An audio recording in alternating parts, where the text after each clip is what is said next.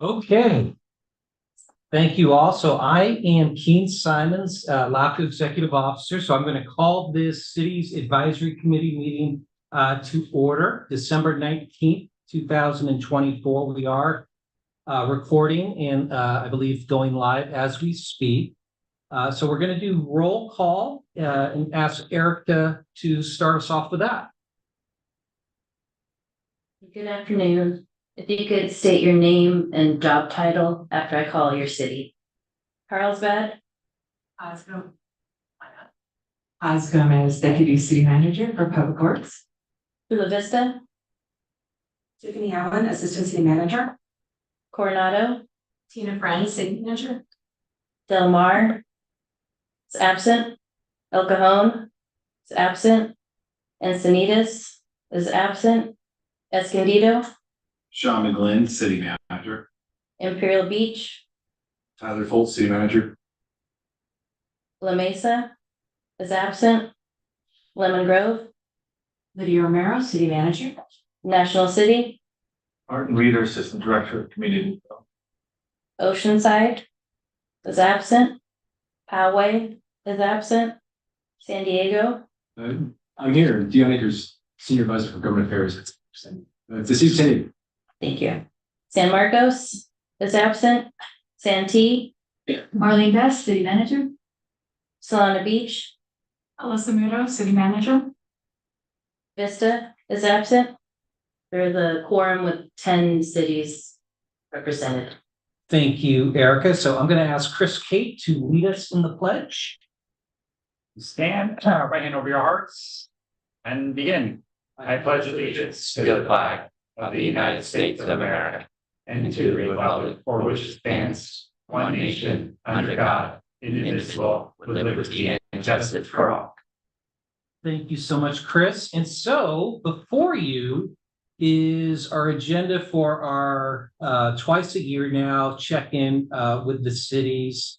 For the most part, we're going to focus in on some of our municipal service review work. And again, the idea behind the committee is we are going to be soliciting feedback both here as a collective, but also for you to take home and then offer up formal comments, informal if you choose, by way of your individual city hats. But this is an opportunity for your LAFCO staff to make sure that you're aware of some of the key projects that we're working on, and then hopefully start syncing up in real time to thoughts, observations that all of you have through your respective agencies' lenses.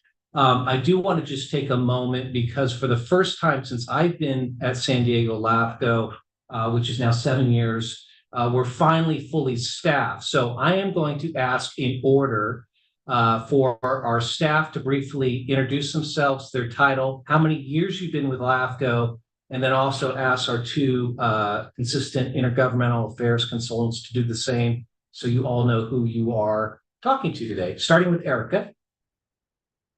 Erica Sellen, Commission Clerk. I've been with LAFCO for 9.5 years. 9.5. Duke. Do new GIS analyst and IT specialist with LAFCO for over 20 years now. 20 years. Aiden?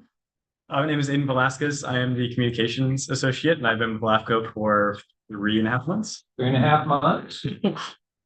My name is Priscilla Montower. I'm the Assistant Executive Officer, and I've been with LAFCO for 4 years. Good. Hi, I'm Michaela Peters. I'm an analyst too with LAFCO, and I've been with them for 2 years now. Sure. Joelle Varela, I'm also an analyst 1, and I've been at LAFCO since August. Megan Trainer, I'm an analyst 1. I've been with LAFCO since July. Adam Wilson, 17 years prior with County Supervisor Diane Jacob, and outside consultant to San Diego LAFCO for the last 4 years. Chris Kate, consultant with LAFCO for 2 years now. So that is the team before you. So we're going to have a hard stop right at 3 o'clock. So we'll move right along the agenda. And I would offer up that we will move committee member reports to the back end just so we can make sure we have plenty of time to cover some rather meaty MSR work that we're up to. So that brings us to the consent calendar. We've got 3 items. I'm going to actually pull item C. That's the policy on conducting municipal service reviews, and we're actually going to move that into the business items and give you a brief report and talk about some of the policy changes on how we go about conducting municipal service reviews. That said, we do have meeting minutes from our last city advisory committee meeting on March 14th.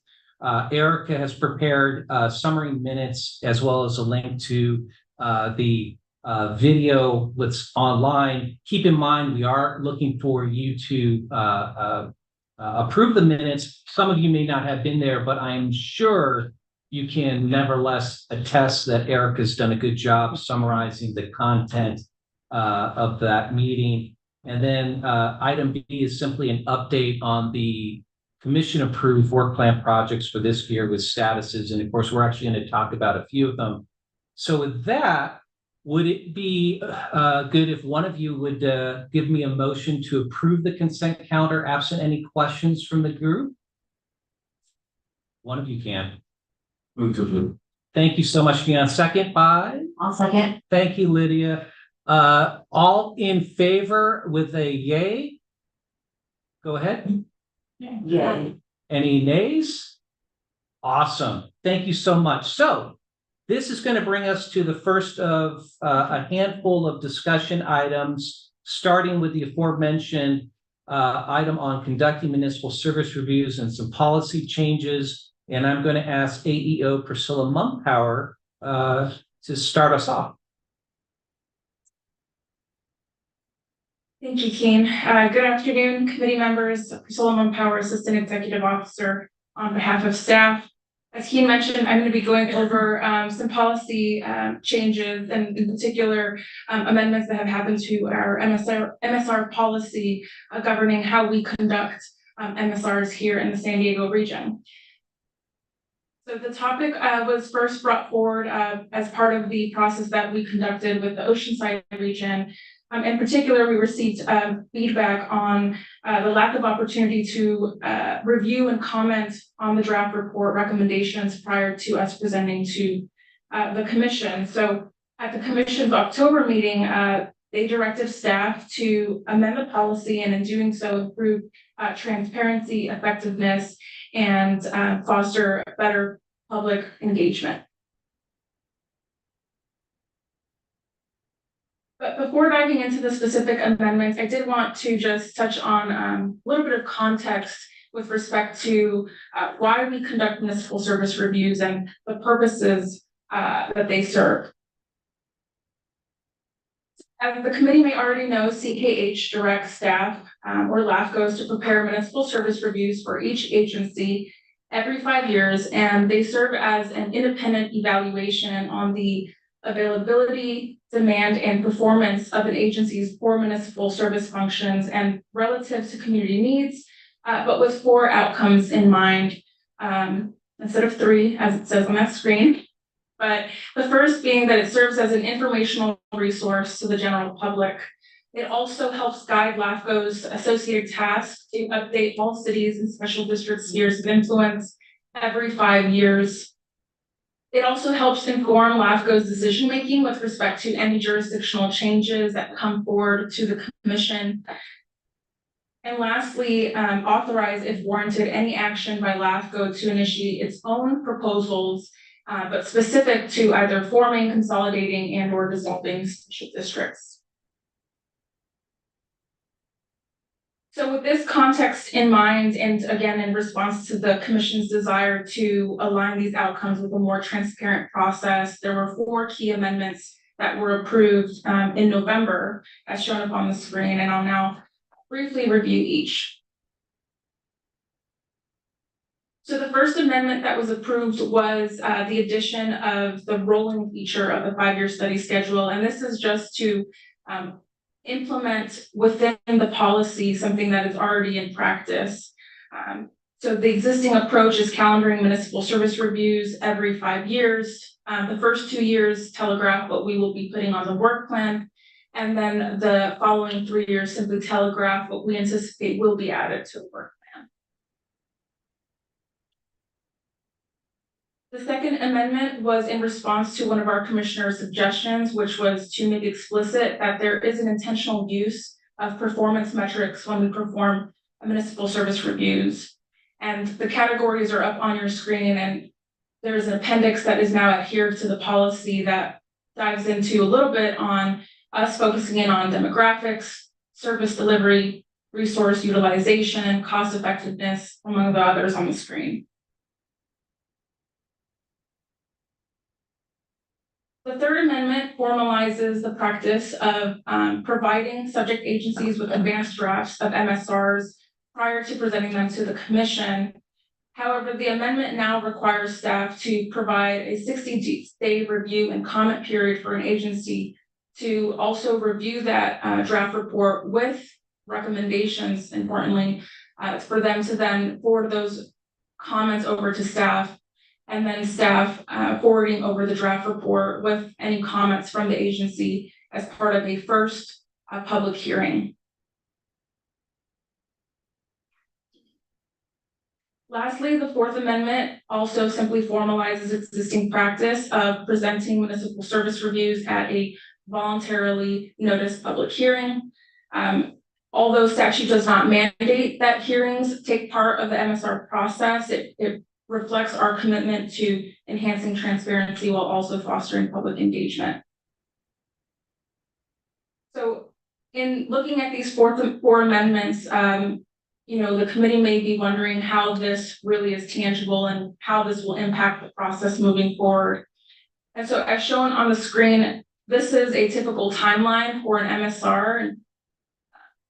Pardon the small font there, but it really just extends, again, that 60-day review period where we're giving an agency that period of time before the draft becomes public. And just for the benefit of the group and as a refresher on how we typically conduct the timeline of an MSR process, we begin by notifying the subject agency, where then we invite to hold an introductory meeting so that the agency can meet LAFCO staff, and LAFCO staff have the benefit of also meeting agency staff.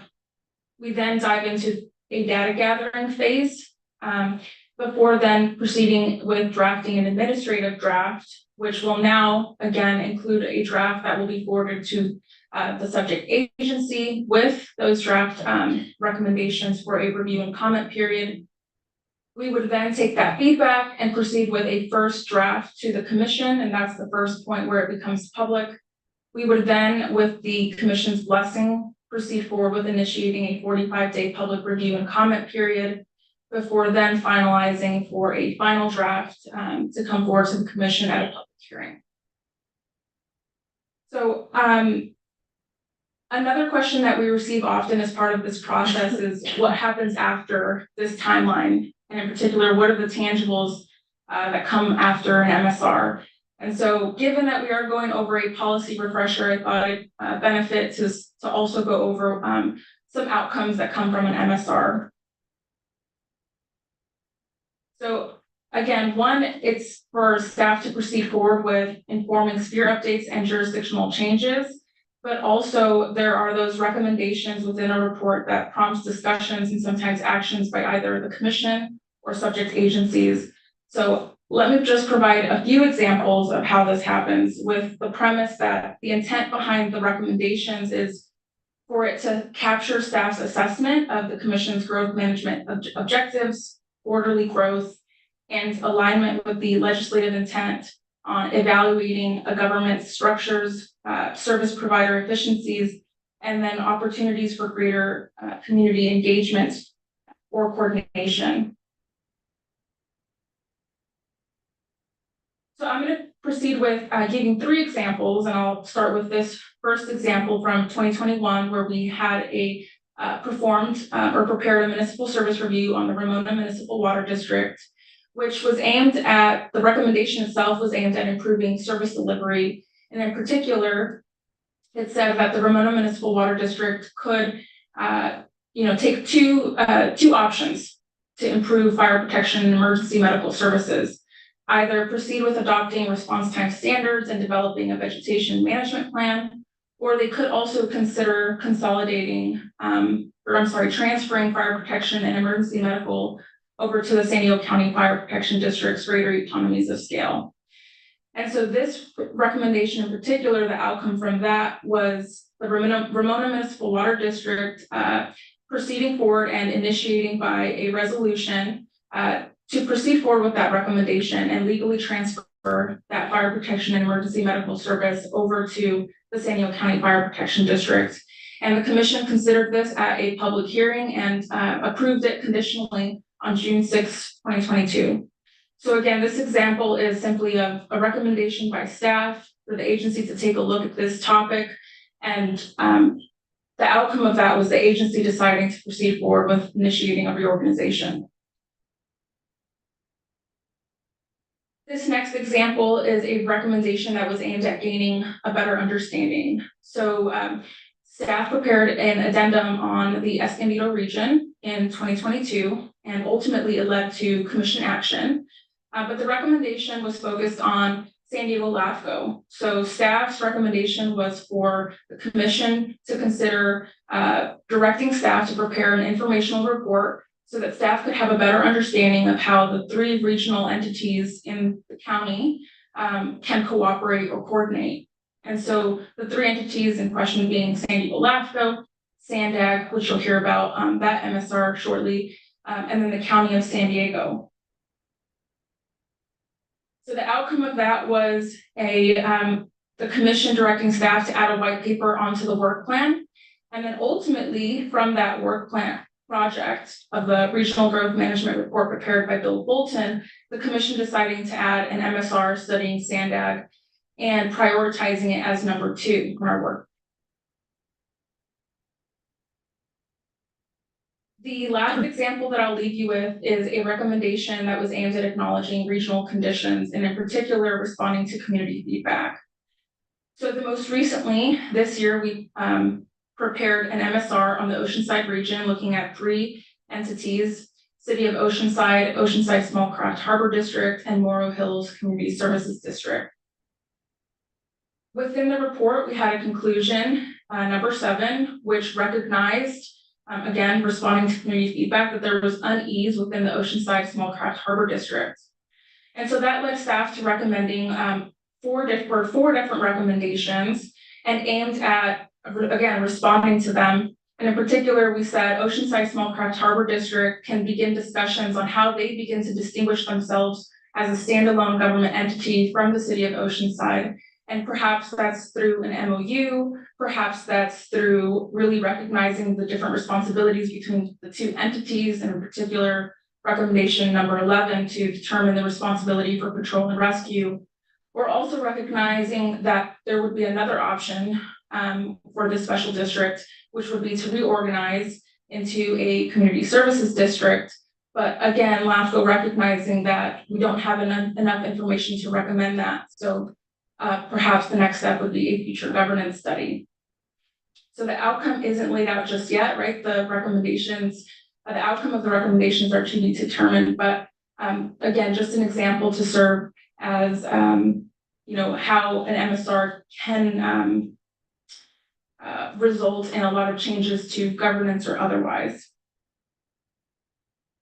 So finally, committee members, we know that improvements can always be made and the MSR is focused on you, but as part of the process that we had with Oceanside, we recognized from their feedback that improvements were needed at our level as well. And so hopefully the amendments that I went over show our effort in really increasing collaboration and improving that transparency.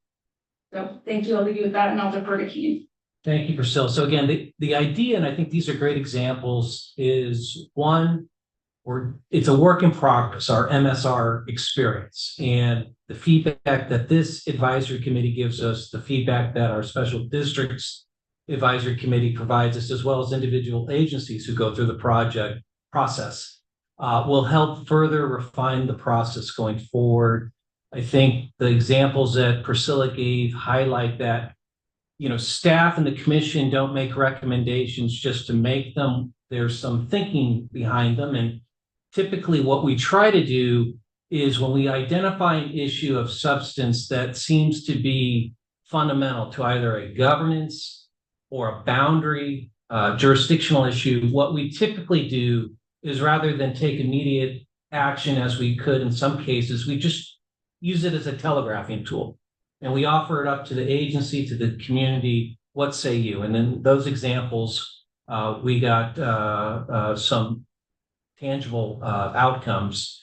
So this is just to make you aware of the policy and the guidelines we have in place. If there's any questions, observations that the members would like to offer up today, awesome. And as well, the opportunity with your individual city hat on offline, that is fine as well. But just offer it up if there are any observations, comments. Tyler.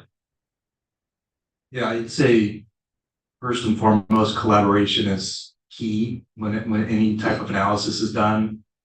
We all work for cities. When we review large projects, we offer comments and we offer to meet with the developers, go through them, really understand why they're coming forward with whatever recommendations they are, and try to at least understand each side, if not resolve all matters. And I think that would be really important in these reviews to not necessarily under a specific time window. Hey, you got to respond by this time. Now it's formal, and that's fine at a certain point.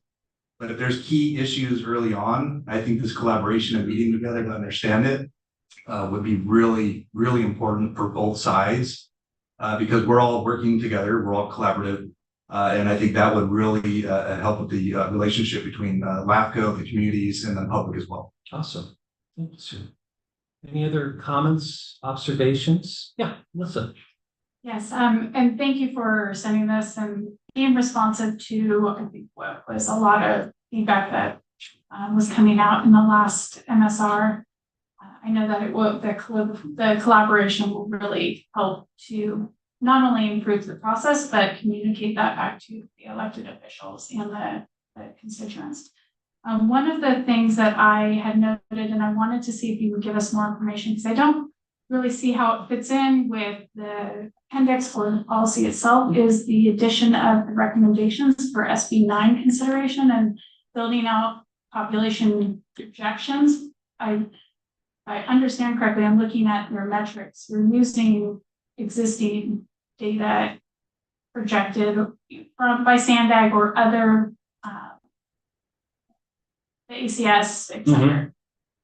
Where did the SB 9 piece come in? Because it really hasn't been realized at all in studies that have been published about use of SB 9. And it just seems that it would change the service needs for a jurisdiction if you were building that into projections. Yeah. It could really change things. So I'm going to ask Priscilla, do you want to tackle that? Or do you want me to jump in on that one? So I'll jump in. So, well, one is our experience. And so our growth agencies are in the 78 corridor, right? Vista, San Marcos, Escondido, and certainly Vista and San Marcos seem to be doing actually quite a bit of at least dealing with SB 9 inquiries. And I know some actual applications. So it is happening, perhaps not throughout the county. And maybe Sean will have a different answer for Escondido in terms of, you know, whether you're seeing a big SB 9 influx. But the reason why San Diego LAFCO included a comment in the Oceanside MSR, and specifically our comment committee, was as a whole, there's a bit of grayness as to what could potentially occur within the Oceanside region. And the Oceanside region is just not the city of Oceanside, but there's a couple of special districts that are in the surrounding unincorporated areas. So what we wanted to offer up to the commission, which the commission said, yes, go forward, albeit one of our commissioners, happens to be from Solana Beach, wasn't wild about it, was LAFCO should on its own work with SANDAG because they have a lot of modeling information and capacities that simply we don't have, and agnostically assess what is the actual potential of SB 9 lot splits going forward, and do so not for the purposes of telling City X, plan for this, but instead tell LAFCO, so the LAFCO being the audience, hey, This is a potential density build out under current conditions for this particular area. And then that would inform our overall interest and responsibilities to weigh the timeliness of boundary changes as they come forward. The premise there being typically when you bring an annexation to LAFCO, we will, and it's involving virgin or green lands. Well, do you have the ability to accommodate this within your existing footprint rather than expand outward? So it's part of an informing piece. I think where I, in verbalizing it, certainly to Commissioner Christy Becker, misstep was letting the suggestion be that we are implying that the city should be promoting SB9 lot divisions whenever possible. We are an agent of the state.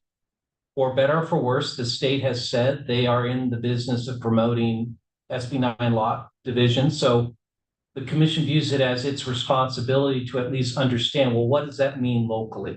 What would be a potential?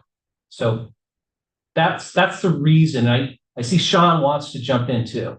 Well, I think it's going to be a challenging conversation across the board because of one of my other hats. I sit on the state's wildfire mitigation committee, and the evidence coming forward, we're actually setting up a planning subcommittee because of this. The evidence coming forward is going to be a little challenging around density in areas that are subjected to wildfire or configuration purposes.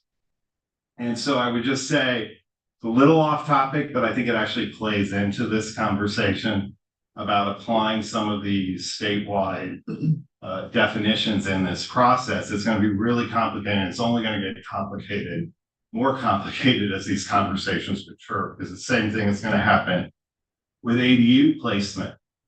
The evidence is very clear. If you don't have the right building materials and you're close together, you cannot protect yourself from configuration. And even with some pretty extreme steps, that's what we're heading towards. So I would just say, adding to this conversation in SB9 is there's a lot of movement on the state side, having to understand what the evidence is showing in wildfire and wildfire prevention. What is configuration? So that is, in these dense areas, the throw of the embers goes from, and that's your major issue, goes very quickly from building to building. So this is what xeriscaping is coming into, the 0 to 5 foot space, extended space. And it is about positioning the building. You cannot protect yourself. Unlike a hurricane, unlike other things, you are dependent on community-wide efforts to prevent the spread of wildfire in these areas. So I would just add that, and I actually think a lot of us are more susceptible to wildfire, and that's going to be a whole other conversation coming very soon to a stage near you as we all go through the process of amending the hazard severity zones first next year. And I hear your view, and it is legislation. I think the recommendations date back to a couple MSRs ago, so it wasn't just with Oceanside. And while inquiries are not numerous, but we've been getting them in all jurisdictions and having come from another jurisdiction previously, the actual implementation of SB9, there are many other tools that are out there from state legislation that I think have yielded development patterns differently and would be more in the vein of we should be looking at them than SB9 and just assuming for 3 to 4 units for every single family lot, because that can really distort water usage, sewer, et cetera, the services that you are looking at provision for in those MSRs. So I just want to maybe put that out there. LAFCO thinking about that recommendation. Maybe there's a different way to present it. Maybe it's more legislative agnostic when you're talking about housing to align with that state goal and the crisis that we have, but not present data or estimates that projections that we don't really have the real numbers coming in our cities to support that. Very good. Thank you. So any other observations, thoughts, and those are very helpful on the MSR process. Yeah. Hi, thank you. Ms. Momhara, thank you for the presentation. I think it's great. Maybe before the starting point though, and this may be my newness to the group, how do we identify the MSRs that LAFCO will undertake? Yes, so the commission has adopted a 5-year rolling study schedule. And so staff has within this study schedule, 5 years worth of MSRs that we will focus on. The first 2 years serve as, this is what we anticipate the commission will adopt as part of the work plan. And we will focus on, which is what's reflected in the current study schedule. So the first 2 years are studies that we're focusing on right now and working on as part of this fiscal year and next fiscal year. And then the next 3 years that are just a telegraphing tool, meaning we anticipate those will come forward as part of that study schedule and have their turn, so to speak, at the assessment that we perform. Thank you. How do we, what's the first part of that conversation? I'm just curious, like how do we start things even before they're on the 5-year rolling schedule?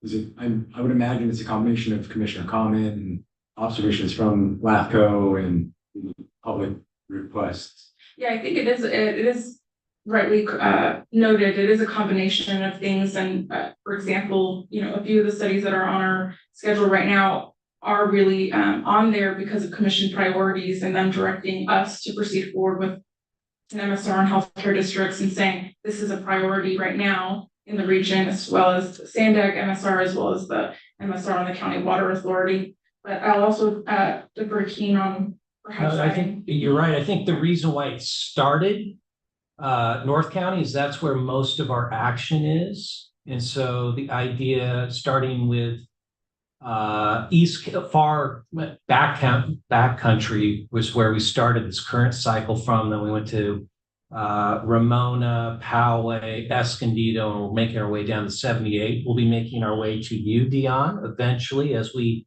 go south on the 5. So there probably wasn't a whole lot of thinking of where we start in year 1 back in the day. But as Priscilla mentioned, now every year when we do the work plan, the commission is looking at it and moving things up, moving things back. So that's kind of the conversation. And for that part, when we come to you at your next meeting in March, we probably will have a rough work plan for you to digest and then make your own recommendations to the commission as to what seems like a priority versus what could be pushed back. Excellent. Thank you. Awesome. Thank you.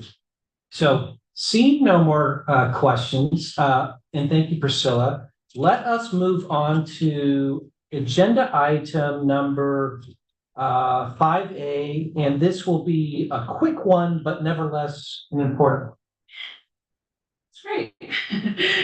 So this agenda item will focus on a draft policy on public member appointments. Before I begin, Assistant Executive Officer, Solomon Power record. So we have this policy in before you for you to review, and it takes aim at guiding how the commission goes about making regular and alternate public member appointments. The item ties directly to our adopted work plan, and it is also being presented in anticipation of the current regular public member seat expiring in May of 2025. So the item was initially presented in draft form at the commission's December meeting, so earlier this month, where staff then was directed to proceed with initiating a public review and comment period, and that includes presentations, of course, to our city's advisory committee, as well as our special districts advisory committee. We do anticipate having a final version as early as February, or as early as the commission's February 2025 meeting. But so to provide some context, San Diego LAFCO, of course, is unique for many reasons, but one ties to the fact that there hasn't been much change to the public members serving on the commission for the last 30 years. So it wasn't until former Commissioner Andy Vanderlyn stepped down earlier this calendar year and Commissioner Harry Mathis, who's now in the regular seat, announced his intent to retire, that this topic really came about as a focal point. So this said, the draft policy largely reflects a refinement of a process that was followed when making a appointment to our alternate public member seat earlier this summer, as well as feedback that was provided by our commission. So notably, commissioners expressed interest in creating a policy that provides predictability to the process by marrying statutory requirements with local preferences. So with this context aside, I will now review the draft policy and beginning with the goals and objectives. So there are 5 sections. I'll briefly walk through each, and again, beginning with this section, which focuses on the goals and objectives of making the public member appointments. And in particular, it prioritizes individuals with local government or community advocacy background.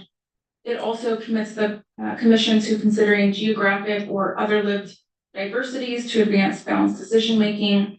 And it also directs the executive officer to conducting an inclusive outreach during the recruitment.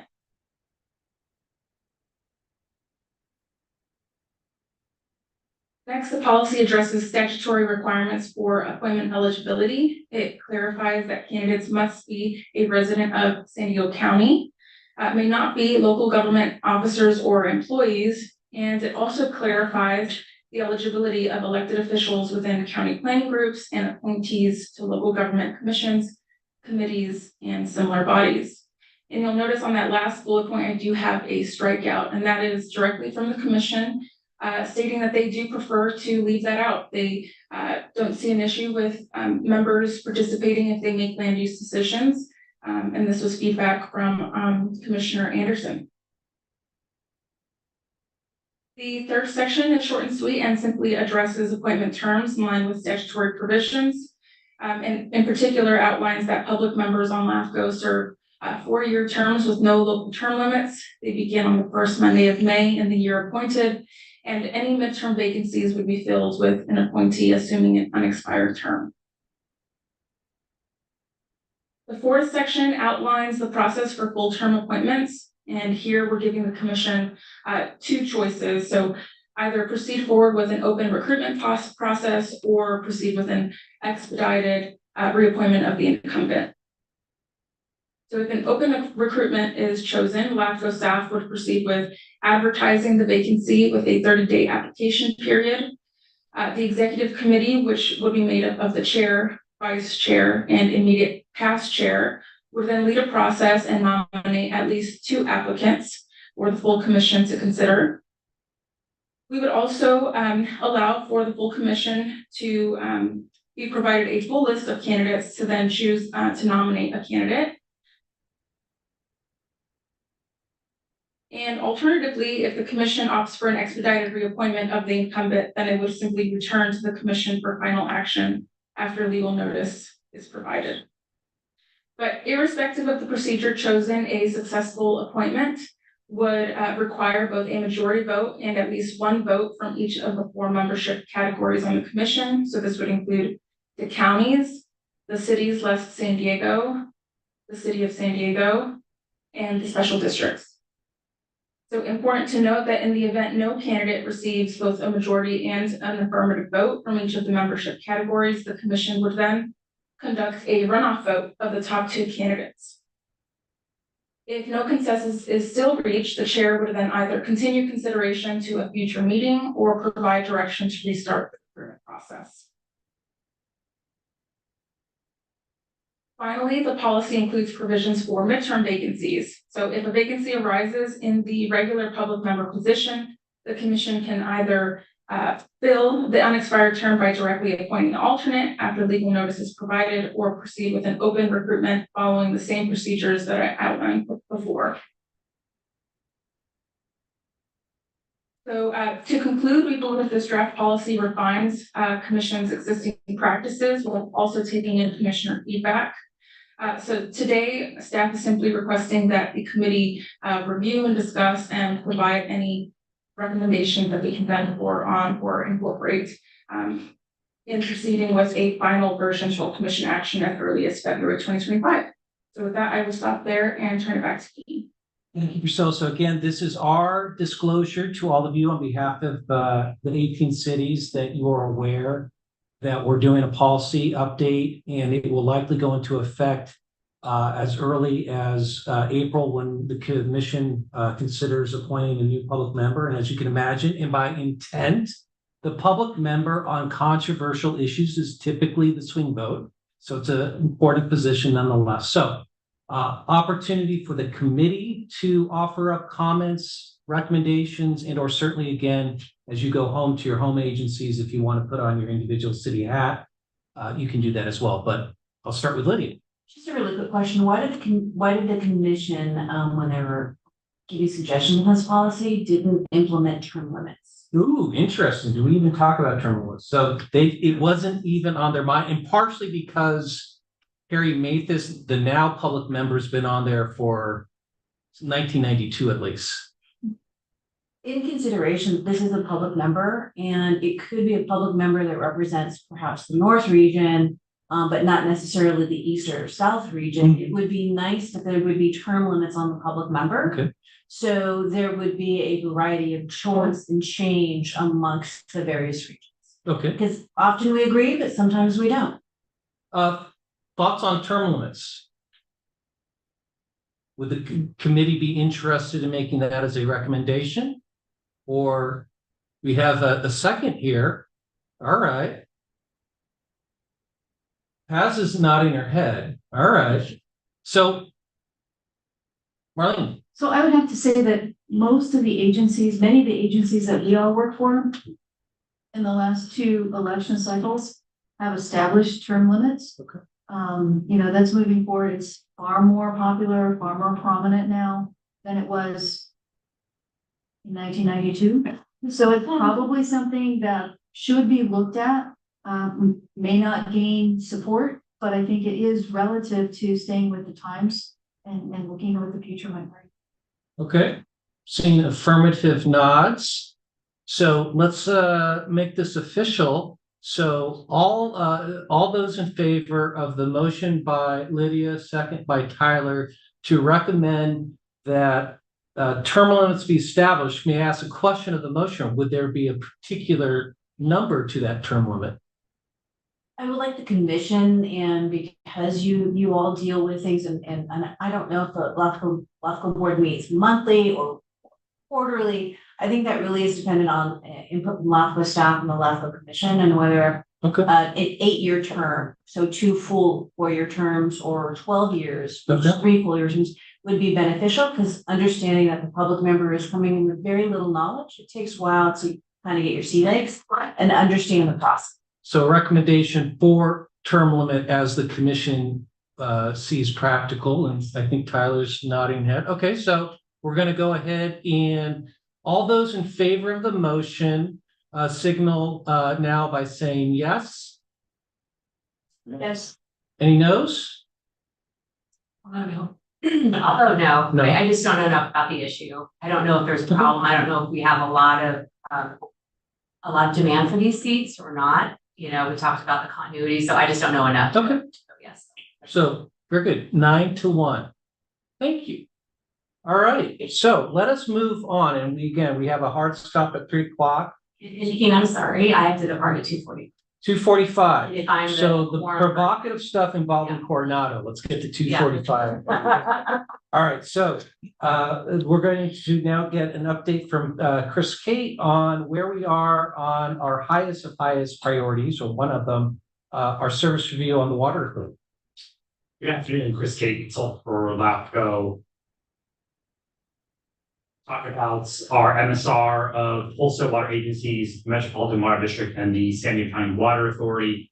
By way of background, very quickly, this was initiated following the TASA proceedings by Fallbrook and Rainbow, and successful elections of those 2 agencies to remove themselves and detach from the County Water Authority.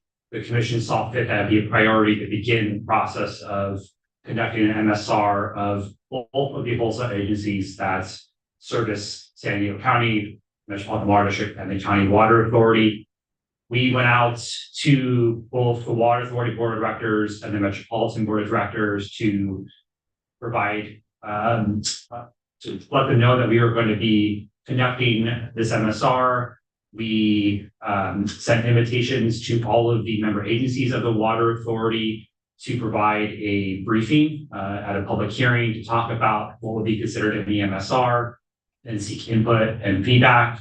We ended up doing 6 of those presentations, and then also made a presentation to the Council of Water Utilities, which is essentially a ad hoc group made up of all the retail agencies in the region. I got a lot of feedback from them, and that helped kind of determine the top issues that were being discussed internally at the Water Authority, which I'll get into here in a second.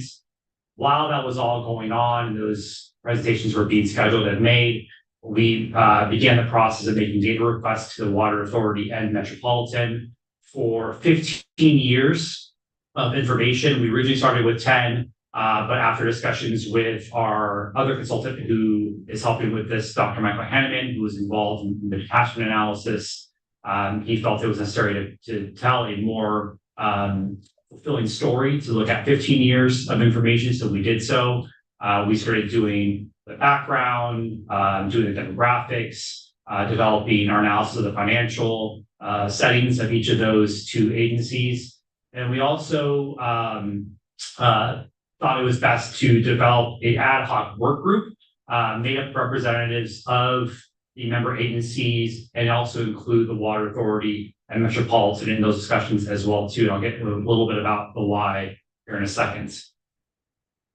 So these are the topics that come forward. The first 4, or excuse me, the first 3 are somewhat going to be standard and similar, kind of how we talk about the background of your agencies, and we're doing MSRs, but do it in a water context. So talking about water supply and demand, finances, including debts, and then infrastructure as well too. And the external issues are those issues that we heard back from the individual member agencies of these somewhat hot topics that are being discussed in the boardroom at CWA and outside with the member agency managers, et cetera.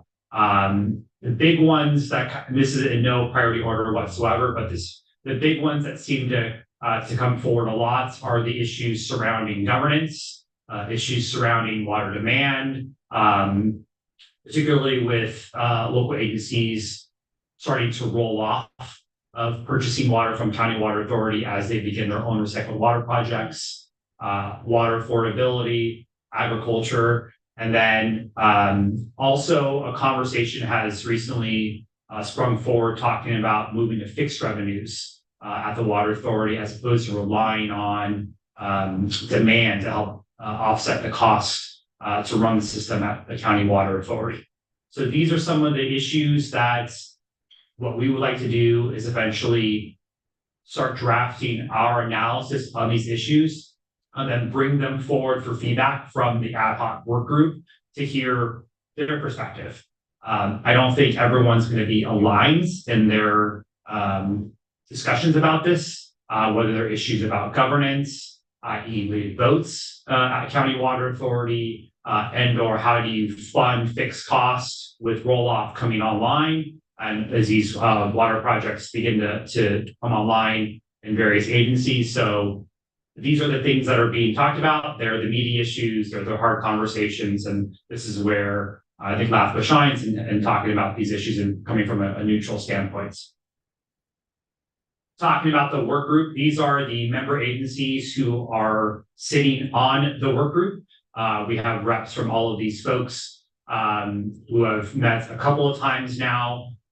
We probably won't be meeting again until after the new year, talking about timing on the MSR. Our hope is that in the coming weeks, we will wrap up a somewhat of a baked cake on the analysis portion of it. We initially thought we would piecemeal it and talk about each of those topics one by one. But one of the big issues that has come forward at the Water Authority, which pushed back, is that the Water Authority recently had to go through a meeting with the trade agencies and developed a 5-year outlook, which pushed back a lot of the financial work that was being done at the Water Authority. That 5-year outlook has now been completed, which shows potential for water rate increases as high as 44% over the next 5 years. One of the things that they get pushed back to is their long-range financing plan, which won't be released till probably the fall of next year. We also don't want to wait that long to produce this MSR because there's always going to be something. Rates will be the rate setting process will begin in March of next year, and so we're trying to find and thread a needle on when to start the process. Which, as you heard earlier, the 6-day review process also sets a time limit and starts to make things somewhat stale as new information is coming forward. So our hope is that we wrap this up the next few weeks, meet as a work group, maybe once or twice over about a month period to hear feedback on these issues, and then finalize a draft, then send to the Water Authority, start the clock on their 6-day review. That's very much in a perfect world. We'll see what actually happens, but that's the timing as of now because this is a top priority for the commission. I talked a little bit about the long-range financing plan and the forecast, working with Dr. Hanneman, and then the timeline as well too. But that's our hope as of now. And then again, for time purposes, I'll wrap up and take any questions that you may have. Any questions for Chris? Seeing none, we'll give you an update sooner than later. Thank you, Chris. Okay, so moving right along, Joelle is going to give us an update on our unique but pertinent MSR on SANDAG. All right, good afternoon, Joelle Burla, Analyst 1. I do not have slides, but today I will be providing you with an update on staff's ongoing work involving the scheduled municipal service review on SANDAG. So as you may recall, the MSR is tied to the Commission's adopted work plan, where it sits as priority number 2. And it's connected to the preparation of the white paper for LAFCO by Bill Fulton, titled The Contours of Regional Growth. And this is also available on our website, if we can forward it to you also. But this white paper presented to our commission this past June explores the roles and the relationships among the various growth management agencies in the region, including LAFCO, the County of San Diego, and SANDAG. And one of the key highlights of the paper, among other items, is the growing influence of SANDAG in shaping local land use decisions, which highlights the importance of examining SANDAG's role more closely through this MSR. Building on the insights from the white paper, and now having added this to the MSR, to the Commission's work plan, we have made steady progress. So right now we are currently in the data gathering stage and continued meetings with SANDAG staff on a monthly basis to ensure that collaborative approach that we had mentioned earlier. And so far, key milestones to date include meeting with SANDAG staff, beginning with their former CEO, Colleen Clemenson, and continuing with the newly appointed CEO, Mario Orso, and staff. And our consultant, Bill Fulton, has also been diligently working on his deliverables, which focus on reviewing the agency's 3 main service functions, which are 1, transportation, 2, regional housing, and 3, climate adaptation functions. Now, it's important to note and acknowledge that SANDAG has an unusually wide range of municipal responsibilities, and this MSR will not cover them. However, within the 3 primary service functions mentioned, there are various SANDAG programs and services that staff will focus on, specifically those related to the Commission's growth management and responsibilities. So we are still refining those specifics within those 3 primary buckets of what will be covered, and then how will we approach this. We are continuing again collaboratively with both SANDAG staff and Mr. Fulton. So looking ahead, we will continue providing the committee with regular updates and the expectation that this work will extend through the end of the fiscal year. So that concludes my presentation, and I am available for any questions. So any questions relative for Joelle's benefit? As we get deeper into this MSR, we have these 3 buckets we're looking at: transportation, regional housing, climate adaptation. from your perspectives as city management. Quick question, you mentioned the white paper. Has everybody gotten that white paper? Are we familiar with that white paper? Because some of you are nodding your head disaffirmatively, maybe we didn't do a good job of getting that one out, but it was presented at a commission meeting about 6 months ago. What we will do, and thank you, we will make sure that all of you get a copy of that fine document, which again was prepared by Mr. Fulton. So we will do that. Yes, I will email all of that to each of you directly. Great. I mean, we all have a representative who's on SANDAG and they come back and say, hey, LAFCO's doing a study. It's based on this. Where is that document? So I can look at it. I don't know. Thank you, Mark. Quick question. Are you also looking at the governance? I'm going to be talking about AB 805 and the change that AB 805 has made to the governance structure of SANDAG? Yes, so we will be covering that part, just telling the story of how that came about. But I think this MSR is really just giving the public and the city, the community, just understanding what SANDAG is. It's such a complicated agency, and we don't want to get lost in the abyss of just the overwhelming tasks and responsibilities that they have. But that is something that we are keeping note of. We've heard from several folks that we've already talked to from other agencies asking about that. So we do have that noted, yes. Thank you. So transportation is such a huge umbrella, right? Is there anything that you're going to be focusing on or necking it down? For one of the pieces for transportation is going to be the regional transportation plan, which they study every 5 years. That's just one piece, but that is the responsibility of our consultant to help us refine those. But if you have any on top of mind, I can keep note of any specifics. I know it's a very broad topic, but that would be one, the regional transportation plan as it's relating to growth management. And will you guys be looking in the RENA process? Yes, for the regional housing, we are looking at RENA. Again, we don't know exactly, but we will be touching on that for sure. And the finances, or, we had a measure just recently that did not pass. And so when you're looking at the regional plan, will you be addressing the estimate that was provided or is being provided as part of that? So for this MSR, my understanding is that we are focusing on fiscal year 19 to 23. And so we do look at the completed audited years. So anything that's happened recent, most likely not, but since it's a 5-year study, those are the timeframes that we're looking at. From the perspective of my city, any thoughts you guys have on continuing to have toll roads? We appreciate. Very noted, and you see that in the news, so. I have a question. Thanks for the presentation. Was there a study previously on SANDAG or is this the first?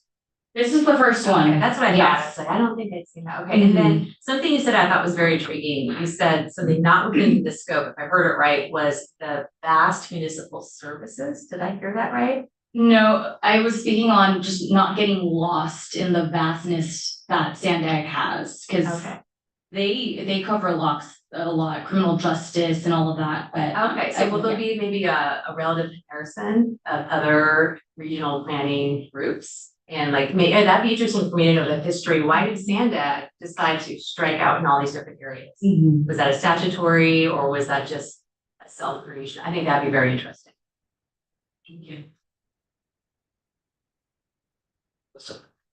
Thank you so much for the presentation. And I had a chance to review Mr. Fulton's white paper, and I thought it was very interesting coming from the planning background. One of the areas as a city manager and having been a planner is the real municipal service that I see SANDAG offers is data governance. It's the nut that we can't crack of how do we get access to your data and SANDAG, for which we are a part of as an agency, as a municipality, but we can't quite get to it. And that has been something I know the city of San Diego has worked with SANDAG for years to try to come up with a data sharing agreement. And that is not something that has been realized. And I think that would be an area as a municipal service you could really focus on, because it is the Venn diagram of where transportation, housing, and climate resiliency all come together for SANDAG for our cities. It's probably the foundational issue that we deal with before we even get to how you allocate RENA or how you do transportation planning or how you address resiliency is the data we start with, and how do we share that so we can check each other and contribute fully in those conversations. So I think that's my input from a jurisdiction and having this experience. Thank you. Absolutely, thank you. And specifically how that data is developed, not just do we have access to it, but how did it get put together in the first place? Do we all agree on the assumptions that were made to develop that data and get it? And I think if you focused on nothing else other than that, that would be a great step in the right direction. So thank you. Let me add one more thing then. We talked about transportation planning and toll roads. Also, there's the Otay Mesa East 2 border crossing, so there's international implications too. One of the things that Imperial Beach has asked for is that fraction of the toll crossing go towards environmental mitigation because we have the River Valley. I know that that's probably way beyond what you're looking into, but just noting that if you're getting into toll roads and transportation planning, there are border crossings as well and other implications that comes with. Thank you. Any other comments or questions? Has a LAFCO in California ever conducted an MSR and an NPO? No, we will be starting the very first for the state. So this will be pretty big for San Diego. Very excited. And you said by the end of the year? It'll probably go into the end of the fiscal year. Yes, correct. But we will keep you updated as we continue our meetings. Thank you. Awesome. Thank you so much. So I know we're going to lose Tina in a moment. So when Tina walks out, we're going to transition to the meeting ending. But for the last 10 minutes, we'll just provide you as individual members of your city, not the city selection, city's advisory committee. That meeting will end, but this will just be information to individual members of the city. So Michaela is going to give you an update on what I believe will be a UT well-covered study once it comes out. Yes, probably. Thank you, King. Good afternoon, committee members, Michaela Peters, analyst 2 for the record. So before the committee today is a quick update on the healthcare district's MSR, including key milestones and where we're headed in the near future. So for some background, we kicked off this project in July of 2023 by introducing the MSR process to all the CEOs. So the CEOs of Fallbrook, Grossmont, Palomar, and Tri-City healthcare districts. Then from August to December of 2023, we began engaging stakeholders, including the Hospital Association of San Diego, the County of San Diego, as well as representatives from all 4 healthcare districts to discuss LAFCO and how the MSR process would unfold, setting up a framework for future data collection. And then by the end of December, we initiated a search for a consulting firm to bring in the expertise needed for the next phases of the project.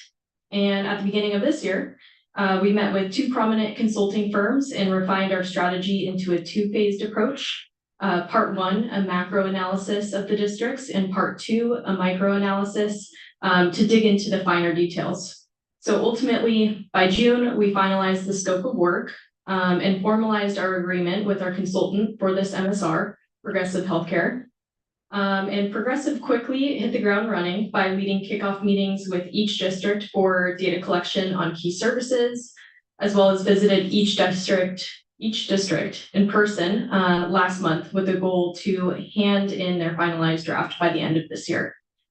So far, some early highlights from these meetings include Grossmont expressing their desire to further expand their boundaries into East County.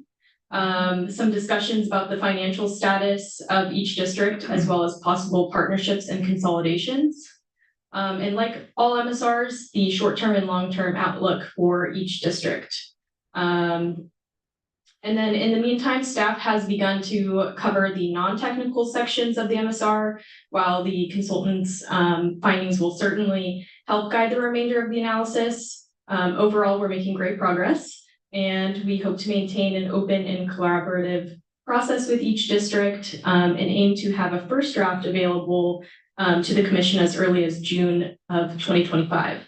So with that, I will go ahead and conclude my presentation and welcome any comments or questions.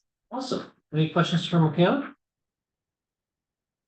Seeing none, thank you so much. So we've actually made quite a bit of progress here. So any committee member reports, any thoughts about to offer up for the good of the whole? Just real quickly,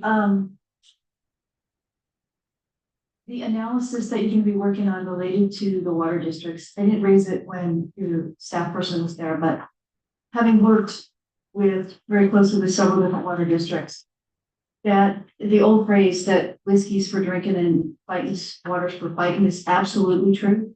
And I kudos to LAFCO for trying to figure out how to get through the multiple complexities of that issue. It's going to be a huge challenge. I appreciate that you're trying to weed through the morass. Seeing no other reports, I don't have an executive officer report. Eric or do we have anyone online who would like to make a comment? No public comment. Well, with that, and with 1 minute to spare before we lost our quorum, thank you so much. The next meeting will be in March, and we will get that on your calendar ASAP. I think it's usually the second. Oh, it's already perfect. I was like, just before we adjourn. Yes. I'm remiss. I read an article that there are some folks in La Jolla that are making an effort to detach from the city of San Diego. Are you familiar with this? And might you have an update? Yes, let's give Dion and the rest a quick update. Sure. So as you may or may not already know through the media, the Association for the City of La Jolla has made a huge effort in getting over 6,500 signatures gathered in their community, and all in seeking to detach from the city of San Diego and incorporate into their own city of La Jolla. So the deadline to signature gather was December 1st, which they have met the deadline, and we have all found out, I believe through the media, that they have almost 8,000 signatures. So they feel fairly confident that they've reached their number. This is yet to be validated through the ROV, of course, but they have a deadline to meet by January 31st. They should be completing a complete application packet with LAFCO, which will include, maps and legal descriptions and all the fun, great stuff. For example, their comprehensive fiscal analysis, feasibility purposes, and that will be again January 31st that we anticipate receiving that, and then we will forward off that to the ROV and get the process started at the staff level. So they have not been validated, is that right? They have not. Okay, They have just not. making sure. They have not turned in their signatures and application yet. Thank you. Yes. So with that, thank you all for taking time on Thursday afternoon to come downtown. We will see you all in March. Thank you.